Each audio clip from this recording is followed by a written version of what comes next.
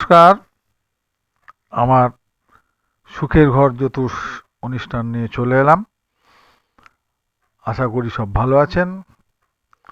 আজ আমি বলবো আমাদের সমস্ত শক্তির উৎস যে সূর্যদেব, তার সম্পর্কে দু চারটে কথা বলি। সূর্য হলো আমাদের প্রত্যক্ষ দেবতা। প্রতিদিন যদি আমরা তামার পাত্রে সূর্যকে জল অর্পণ করতে পারি এবং তাকে প্রণাম করতে পারি, তাহলে আমাদের রবির দোষ কেটে যাবে।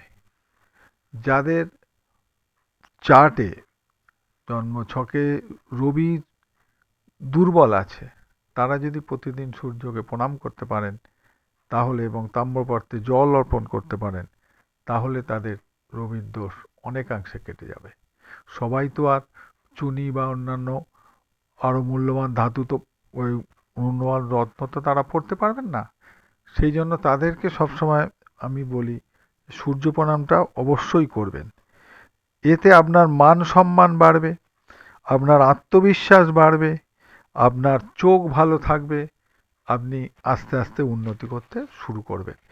এখন এই ব্যাপারে ওই যে সংস্কৃত মন্ত্রটা সবাই পাঠ করে, সবাইয়ের পক্ষে তো সম্ভব না। ওং জবা কুসুমা বলে যে মন্ত্রটা রয়েছে সেটা অনেকেই পাঠ করেন, আবার অনেক আছে বাচ্চা ছেলে কিংবা হয়তো গৃহবধূ, সবার পক্ষে মন্ত্রটা মনে রাখা সম্ভব না।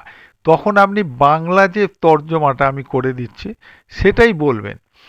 সেটা হলো জবা কুসুমের মতো রক্তবর্ণ, কাশ্যপ ঋষির পুত্র, অর্থাৎ ওই মন্ত্রটার বাংলা মানে কাশ্যপ ঋষির পুত্র, মহোজ্জ্বল অন্ধকার নাশকারী, সকল পাপ ধ্বংসকারী যে দিবাকর, যে সূর্য, আমি তোমাকে প্রণাম জানাই।